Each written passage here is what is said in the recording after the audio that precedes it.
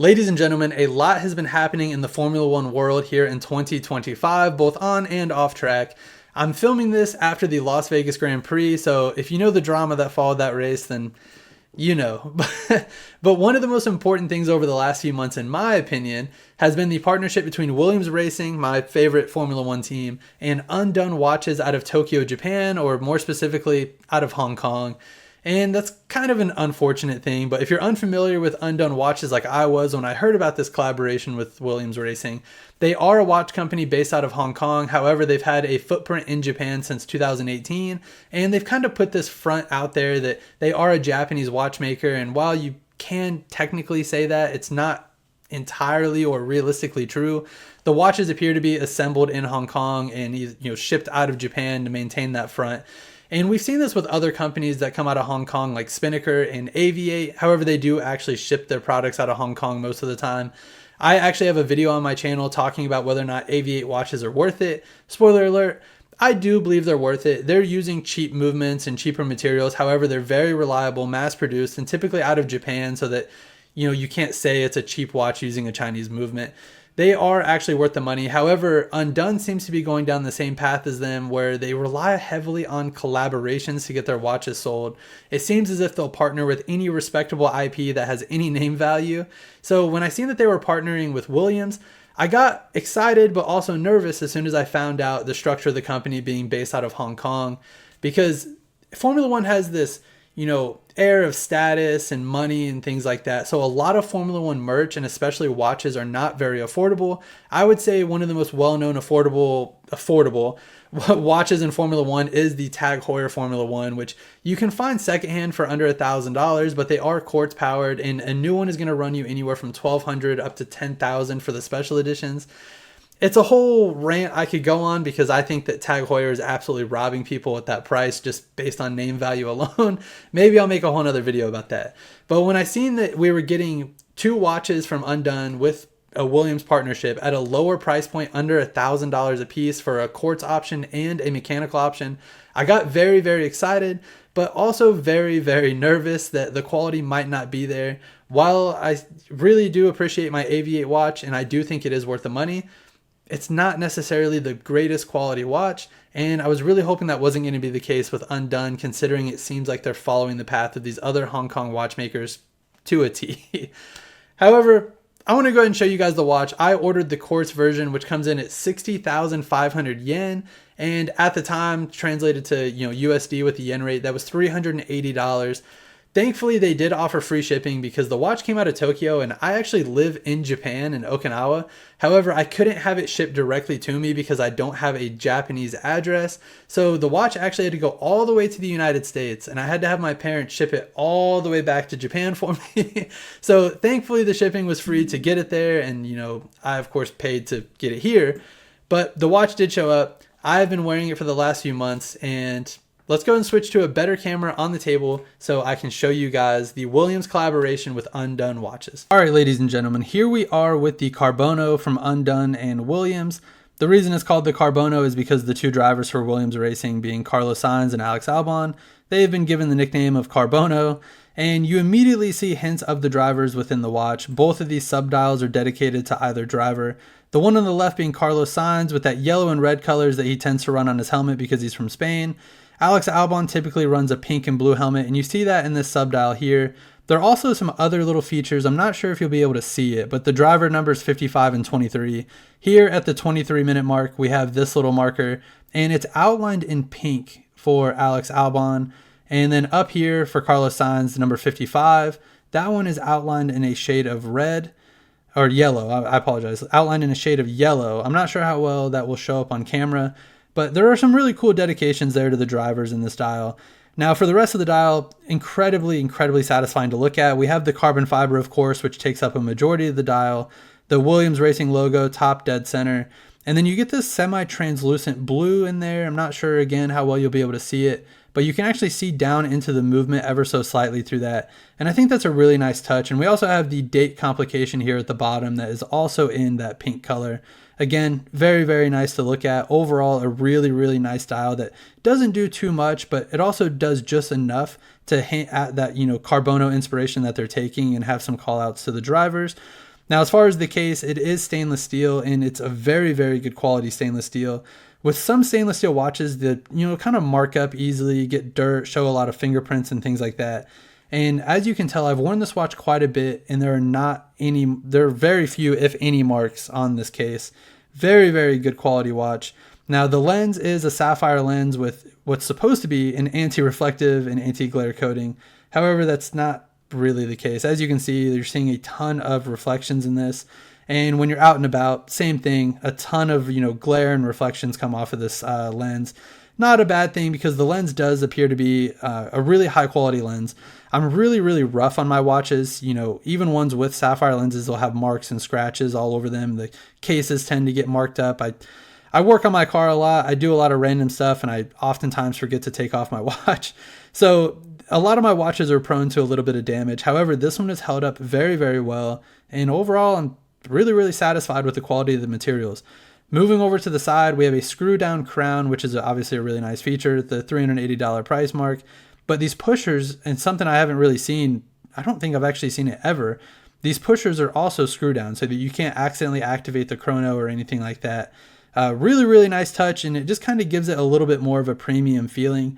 I will say, if you're someone who uses the chrono a lot, it's probably kind of annoying because they're not the easiest to grab and get on and off there. And it does just leave a really odd feeling if you just want to quickly use the chrono, because now you're stuck, trying to unscrew this. And like I said, they're being so small, it's not the easiest thing in the world to unscrew quickly.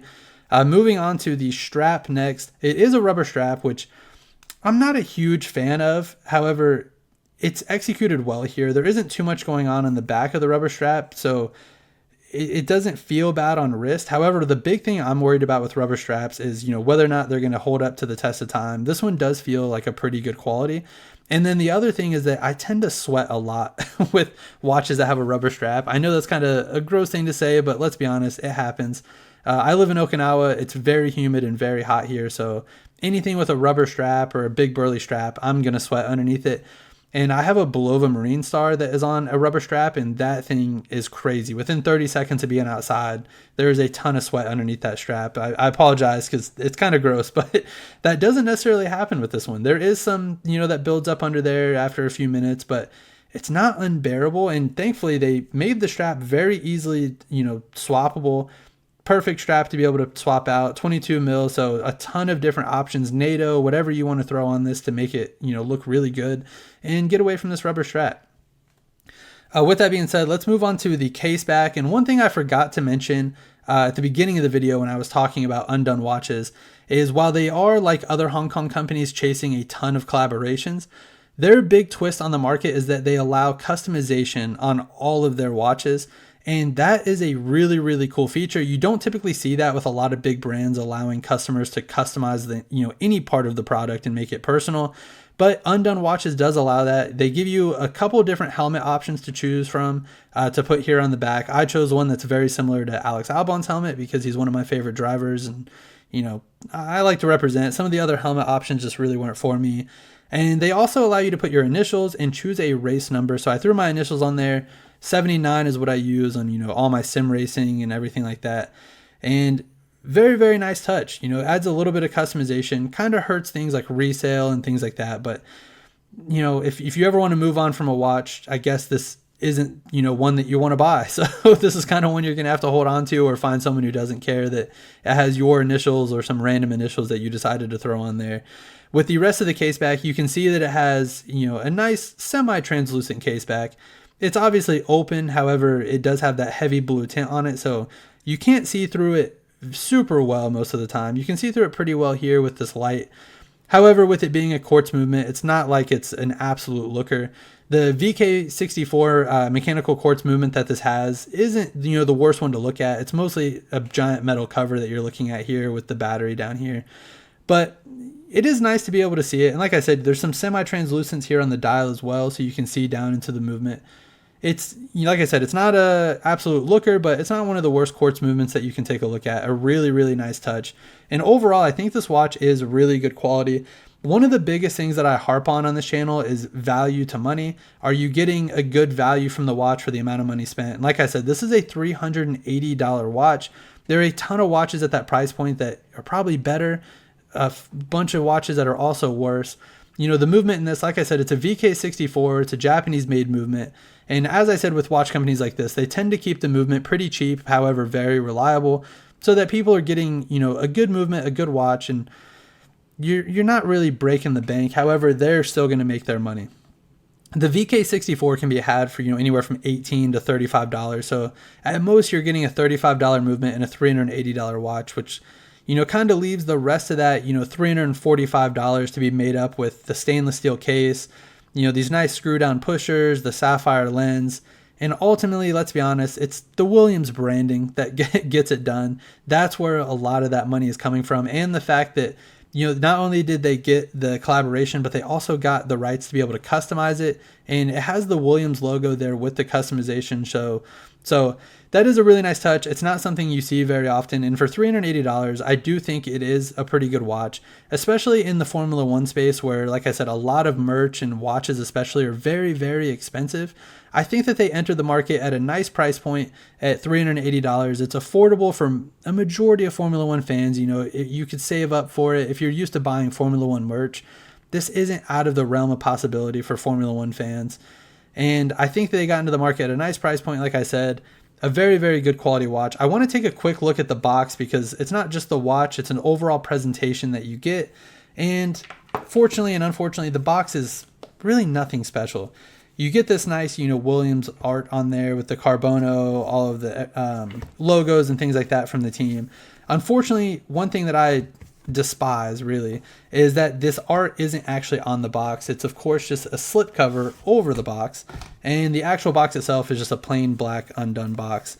It is good quality, it has a little bit of heft to it. It doesn't feel like it's going to fall apart in 2 seconds, and it has a nice magnet that holds it shut. And when you open it up, again, kind of basic, there really is nothing going on here. You have a little undone slip here that holds your card. It's your warranty card that has the serial number and the date of purchase on it.